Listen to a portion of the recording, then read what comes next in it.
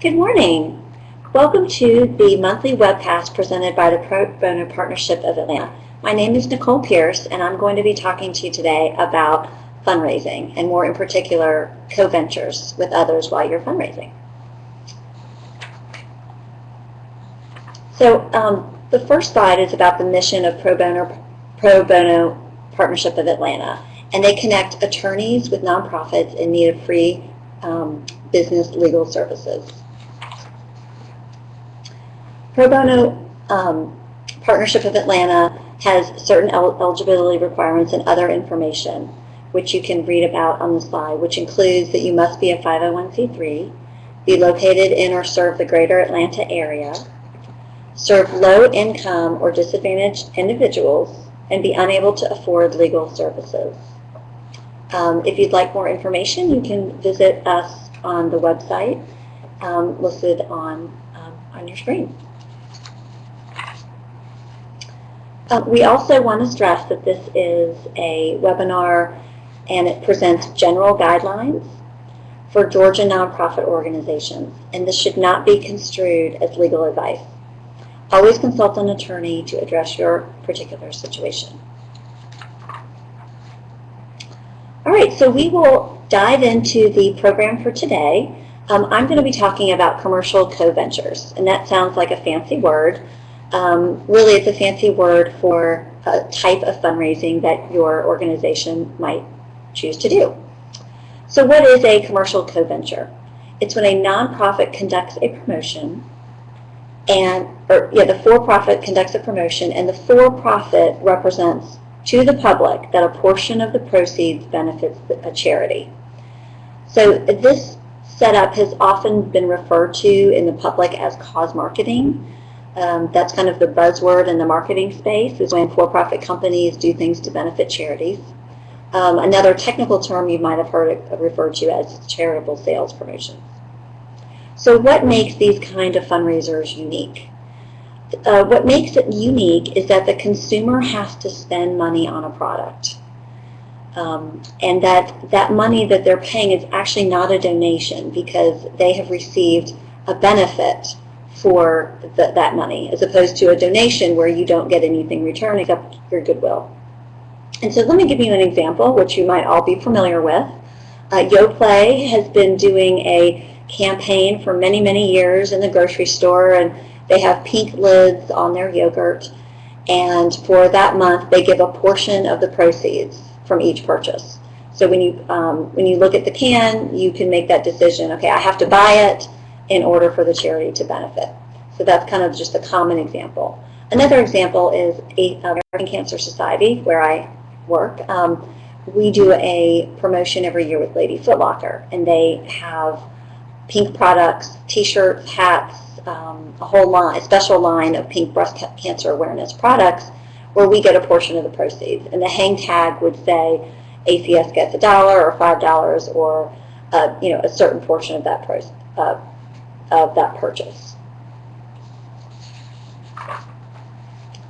So I do want to also address what is not a commercial co-venture, because this is one of the biggest questions my clients often have. They come to me with a situation where a for-profit wants to work with them, and they ask me, well, is this a cause marketing deal? Is this a commercial co-venture? Or is this just a fundraiser? Because depending on how we categorize it is how we have to document it and then comply with the legal ramifications.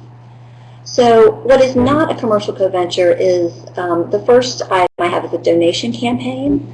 And so an example of a donation campaign is when a for-profit is helping you raise donations, and the consumer is actually not getting something in return. They're not getting a product. So a perfect example would be if you're at the grocery store and you're checking out, and they ask you, do you want to donate $1, $3, or $5? So that is a perfect example of what a donation campaign is. And that is actually not subject to the same rules and regulations as the co-ventures that we're talking about today. Another popular donation campaign right now, companies are giving money for likes on Facebook. So that's something we run into all the time. Again, there's no purchase. The company is giving the money just depending on the like. Another area that we often deal with our clients is sponsorships. A sponsorship is pretty specific. It's when somebody pays you for a specific recognition right at an event or a program. And so that is not a commercial co-venture, even though you're working with other for-profits again. And then fundraising events. I mean, there can be fine lines with third-party fundraising event. And as an example, this is when there could be a gala hosted by a volunteer, and sometimes they are sponsored or put together by a company, and they're going to have this event, and it's going to benefit a charity. And the key there, again, is are all proceeds from that going to the charity? If they are, then they're not selling a product, they're just raising money through that event. Then that would just be a fundraiser. It would not be a co-venture. But what would change that is if a company came in and said, hey, we're going to run basketball events for you as fundraisers, this is what happened to us before. And it sounds like a fundraiser until you kind of dig down a little bit deeper and realize, oh, well, they're going to give us half of the money that they raise because they're going to take half in their fees. So that's a situation where it would turn it into a commercial co-venture, which would be subject to the issues that we're talking about today. So the question then is, commercial co-ventures, what is unique about them? And they are regulated in various states, including Georgia. The state laws differ. So if you are going to engage in a campaign that goes out of the state, you would have to look at the regulations in each state. And then if you were doing national campaigns, you would have to look at every state. And I would advise that you would maybe come up with forms to use if you do this on a regular basis. But I'm understanding that most of the audience today might be focused primarily on Georgia. And there's the reason why this is regulated is because there is a high degree of risk of fraud. Because in the past, there's many companies that would raise money or say, I'm raising money for a charity, and the charity would never get the money. So while the regulations seem onerous and they seem cumbersome, they're actually made to protect the nonprofit because, again, there is fraud. And working at the American Cancer Society, we actually, last year, the Attorney General of New York was able to go after there was a company that was representing that they were giving us money, and they were doing these promotions. They hadn't given us a dime, and we were able to recover hundreds of thousands of dollars from them. So, like I said, it seems onerous, but the law is there for a reason, and it's to prevent fraud and to actually make sure that the nonprofit gets paid. And then it's also governed by consumer protection laws. It is a purchase in the marketplace, and you have to, the companies are required to make certain disclosures, make certain statements that are truthful and not misleading to the public about where the money goes from purchases. And then there's also Better Business Bureau guidelines as well that match up very closely to the state laws. So if that applies to you, that would be kind of another layer of regulation to look at. All right, so the first question then, if we're focusing on Georgia, is does Georgia regulate these types of commercial co-ventures? And the answer is yes. Georgia Code, Chapter 4317, it is regulated. Now, the good part is, while it's regulated in Georgia, it's not necessarily required to, the company doesn't actually have to file the agreement or file a bond, which is required in some other states. But there are requirements, and they focus around the agreement itself. They want to make sure that there is a agreement with certain minimum terms, and these terms really protect the nonprofit. So there has to be an agreement between both of the parties. And I have on the slide a litany of things, and I can just run through them. The goods or services offered to the public. So it has to be specific. It can't say, well, for example, if a store is having a promotion and only some of the items are going to benefit the charity, it just needs to be specific. If there's services, it needs to say, well, it's this specific service, so there's not confusion. The geographic area, the start date and the end date of the promotion, how the name will be used, the actual or anticipated dollar amount or percentage per unit purchase that will benefit the charity. I would say this is probably the most important element in my view, because it forces the company and the nonprofit to really agree on exactly how much they will be getting. We don't want to leave it open at the end of the event how much. So in the front end, you want to basically say it's going to be this percentage of the retail price, or there's going to be $1 or $5. And so that way you can do a proper accounting at the end of how much you're owed. Any maximum, if any, needs to be determined, because that's important. If they're going to give $10 per shirt, but they're only going to give maybe $1,000 max, you would have to know that, and that would have to be disclosed. We're going to talk about disclosures a little bit later in the public. The estimated amount to be sold, a final accounting to be delivered to the charity by a certain date, and again, this is protects the charity. You want to know by a certain date you will get paid, and you will get an accounting of exactly how the promotion went, and a statement that promotion is subject to the Georgia Code, and then the date the charity will receive payment or benefit. So again, it might appear onerous, but all of these things are items that you would want to nail down anyway, so to protect your organization. And then there's a few kind of housekeeping requirements as well. The agreement, it has to be made available to the Secretary of State on request.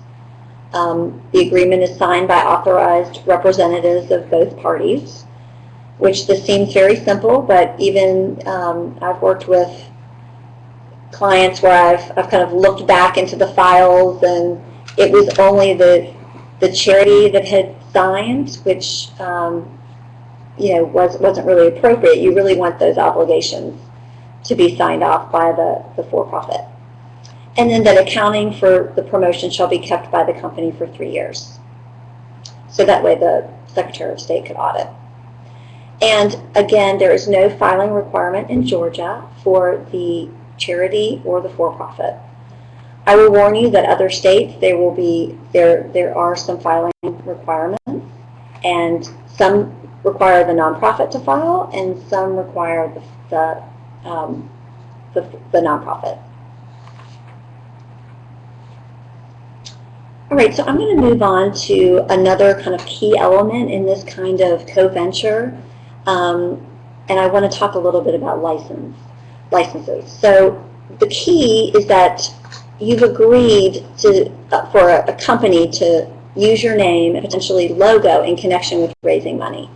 And so anytime you do that, you want to be able to control the use of your trademark and the use of your name. So in your agreement with that company, you would absolutely want to go ahead and give them a license to use your trademark. And then you'd want to review the usage of that mark and the disclosure requirements in all of the promotional materials. At the American Cancer Society, we take this very seriously. A nonprofit's trademark and name can be one of its most valuable assets. So it is highly advised that you look at all of the promotional materials. We've seen everything happen. We've seen our mark blended with a company's mark. We've seen taglines that don't make any sense. It's pretty amazing what the creative end of the house can do in some companies. So it's really good to review that. And then, of course, we're looking for, I guess, to back up the reputational issues.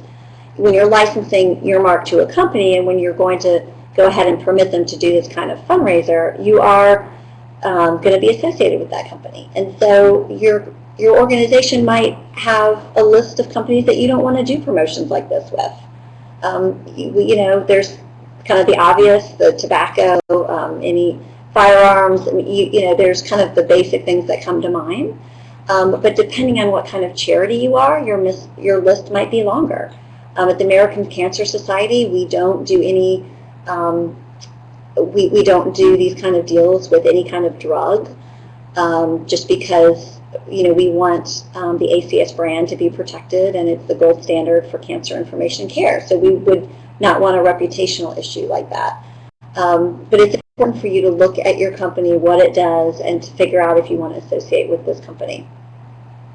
And then one of the key elements from a license perspective that we also like to see in any promotional materials is that the no endorsement language, because it's important to us as an organization to say, okay, this restaurant, maybe it's a steakhouse and they want to do a portion of proceeds night.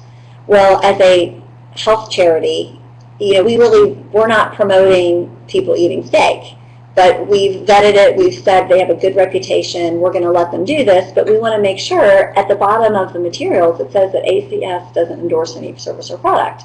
And so you kind of want to think that through and make sure that there's not an endorsement by your nonprofit of this other company. And so I'm going to touch on some other considerations as well that may or may not apply. But again, I just abbreviated BBB, Better Business Bureau. They also regulate these, so that would be somewhere to look. If you're a seal holder, they have certain requirements that match up pretty much with state law. Attorney generals, they do get involved. They have been involved. They have released guidance. I think the last guidance I saw was many years ago about this subject, but they do have a clear view on what charities should and should not be doing. And again, it lines up with kind of the issues that we've talked about today. And then the consumer protection laws as well, which speak more to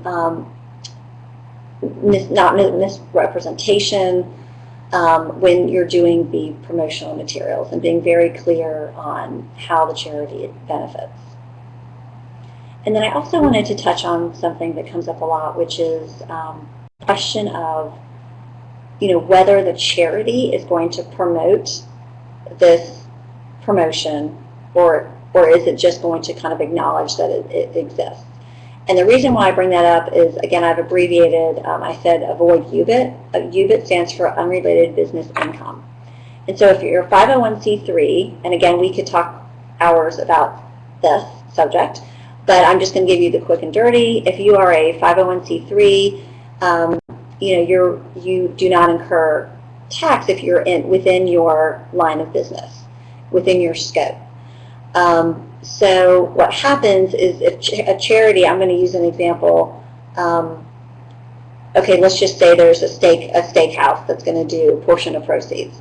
So if your nonprofit starts to heavily promote this steakhouse, hands out flyers, hands out coupons for the steakhouse, hey, this steakhouse is great, they're the best in town, they're doing a fundraiser for us, go tonight, you can buy a ticket from us directly. If your charity is acting like they are basically kind of employees for that company, then those are taxable activities, and that could taint your income.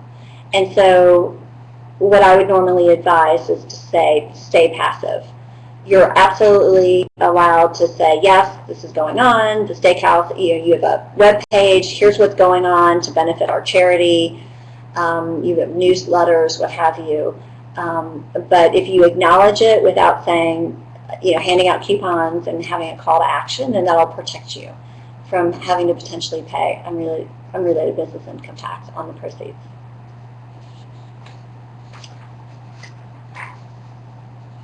So I also want to talk a little bit about the disclosure requirements and just specifically what is required. I don't think Georgia law speaks directly on disclosure. Some states do, some states don't.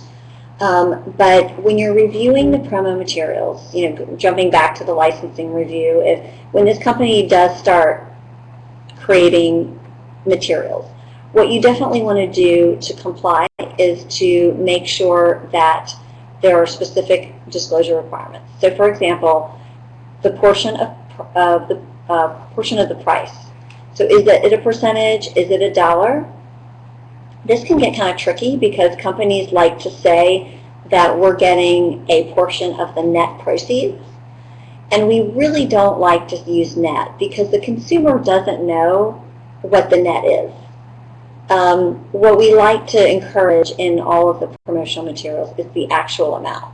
So, it is the $3, $5, or a percentage of the actual amount that they spend. 10% of your purchase price. You're also required to have the time frame disclosed in those materials. This is especially relevant when you're looking at product. I think the highest risk co-vendors are those, I think, that have product and that have logo on product. And I think it's important that if there's a promotion where you're going to get a portion of the proceeds, you want to make sure the consumer, it's very clear of how long that will go. So, for example, if there's a shirt with a hang tag, as we all know, those shirts may or may not sell. How long is your promotion? They could end up in the secondary market. And so on that hang tag, we would want it to say, the charity gets X amount from this date to this date, depending on, and of course it depends on the agreement you have. You might have an agreement that says all products sold, no matter when, until it's exhausted, we will get a portion. But more than likely, it's usually a set period of time that the charity would get it. And so that is important, especially on product, for the time frame.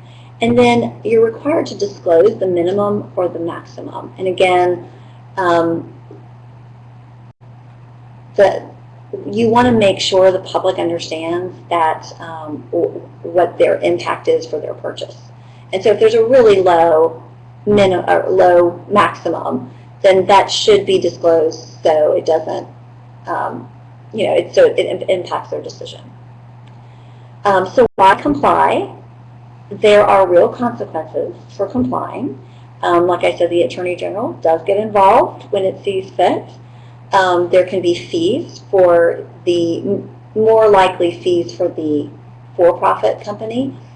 But I think it is feasible that the charity could be fined. And then there has been incidences where there's a repayment to consumers or to the charity because of non-compliance. And then obviously there's reputational issues. And so let me give you an example of some of these. So let's jump back to Yoplait. They did the campaign with the lids, the pink lids. So on the outside, I'm guessing, I can't remember exactly the amount, but I think it was 25 cents for each lid. So you buy the yogurt, and then you send in these lids, and for each lid you send in, Komen was going to get 25 cents. So that's what the consumer thought when they were buying it. So when they got home and they opened the lid, and under the lid it said, up to $50,000. So the Attorney General saw that and deemed it to be out of compliance, because that maximum amount was not disclosed before the purchase. It was inside instead of outside. So they actually made Yoplait pay millions of dollars to Komen because that was is something that should have been very clear. I mean, how many yogurts they were selling, and then to have that low of a threshold was, I would say, kind of just in bad faith. I mean, it's such a huge promotion, and to say it's limited to $50,000 is pretty ridiculous. So yes, they had to pay millions, and so there are real consequences. Now, the American Cancer Society, we had a deal with GlaxoSmithKline, and our logo was on Nicorette boxes. And this was many years ago. I think it was when this area was new, cause marketing was new. Folks weren't really focused on, the disclosure requirements, and no one was paying attention, I guess. So we didn't have any disclosure next to the mark. So our mark was at the bottom. It did not say in fine print, we don't endorse any service or product. It just had our logo. And so, the AG had a problem with that. I mean, they said that's a implied endorsement, and it doesn't say how much, what was happening. Were we getting a percentage of proceeds? Glaxo was fined, and it was a negative experience for ACS, because you never want to enter, as a charity, you never want one of your partners, to get sideways because of a relationship or a promotion. And so there are real consequences, and there's things that can happen if you don't comply. So I believe this is my last slide. Yeah, my last slide. I mean, so cause marketing, again, buzzword, commercial coventure, third-party charitable sales. There are pros and cons. When you're working with if you're working with a company that wants to do something for you, the pro is that it's great. A lot of times, there's great visibility for the charity, because if they're selling their product, they're really incented to get your name and logo out there, and so you can get a lot of visibility. The company can get a lot of visibility. It's a great way to diversify, some income. I mean, it's a great for them, for the charity, and for the for-profit. It's a unique space that can get a lot of eyeballs. But the cons is there are the risk to reputation. Anytime your mark is associated with a product, you really would want to think hard about whether you want to be associated with that company or that product. And then there are cost and compliance burdens. That could be as simple as having to hire an attorney to help you through the regulations. Like I said, in Georgia, I don't believe there's no filing or bonding fees, but in other states there are, and you have to be careful, because obviously there's the internet, and what does that mean? Is anything on the internet a national campaign in every state, or is it limited to your state? And so that's something that you would have to analyze as well, to see where you were subject and which laws you were subject to. And that it's regulated as well, which we discussed. So a lot of times we'll get opportunities with companies, and they'll come and say, well, we want to do a cause marketing campaign, and we say, you know what, I think it would be better if we did a sponsorship. We can do more. For example, if there could be a reputational issue, it would be better to do a sponsorship, assuming they're not in the no category. But there's some companies that, okay, fine, we're fine if you sponsor an event, or if you have a table, or there's a gala and you're just a community sponsor, but we really don't want our name on your product. And so the cost marketing is not always the right decision for every unique relationship, but it can be. It absolutely can be. So that is actually that's it for the the slides, but I would welcome any questions that anyone would have. And Nicole, we had one question come up while you were talking, okay. And it was related to a dine-out fundraiser, and okay. The question was whether we have sample agreements. And I would just appreciate if you would point out that folks can come to Pro Bono Partnership for assistance with drafting an agreement, as right. we can't provide sample agreements to our clients. Okay, so you can.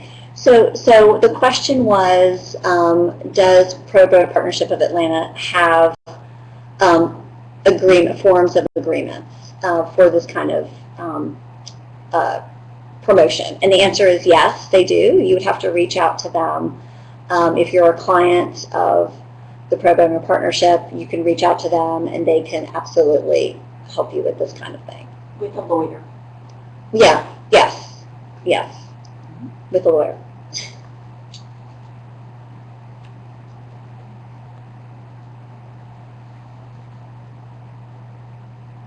says, what about promotions like Amazon, Smile, or Kroger card? All right, so the question is, what about promotions with Amazon, Smile, Kroger card? You know, it really depends on what you're talking about, if you could give a little bit more information, because I do know that some companies do have, they build out a whole platform of kind of a cause, a cause platform, and so a lot of those companies have forms that they use, and they have vetted, I think I am familiar, I think with Smile. It's been a long time, but I do believe that they have, looked into it. There's forms that you fill out. But I think now I'm remembering, I think the catch to some of these is that they do it through a nonprofit. So, for example, Amazon is a for-profit, but they have either a foundation or there's a 501c3 that conducts some promotions for them. So some companies avoid the regulations in that way. It really would be a case-by-case basis. I'm not familiar with Kroger card. I don't know if anyone else in the room is. I believe it's, I know our school does this, where every time you scan the card, a portion of what you're buying goes to the school. Right, or right. goes to the nonprofit. Okay. Yeah, I mean, I haven't looked at any of those kind of agreements, but it would seem that if it's a portion of proceeds, that this could apply. And so, but I don't know if it goes to another charity, which then divvies out the money or not. So I'm just not, I don't want to opine on that just because I don't know exactly how they do it. There's another question. When someone's doing an event and they mention your name in the media, could this cause an issue or a problem? So the question is, if a company is doing an event and they mention your name in the media, could this cause a problem?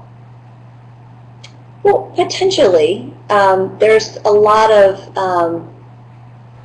different ways that could go down. If it's related to a product purchase, then yeah, it could be very problematic. I mean, I think one of the areas that these regulations seek to address is that the charity has to know about the promotion. And a lot of times they don't. I can't tell you how many times things come on my desk and said, well, did we know about this? And the answer is no. And so, yeah, it can cause a problem. So at that point, what we normally do is reach out to that company. I mean, you can reach out. Usually it's happened kind of by accident, or, oh, they didn't know, or, sometimes it's benign and, it was a mistake. And so it's good to connect with the business people. But then there's the egregious, where it's not sanctioned and we don't want to be associated with them, and then we send a cease and desist letter if they continue to use our name.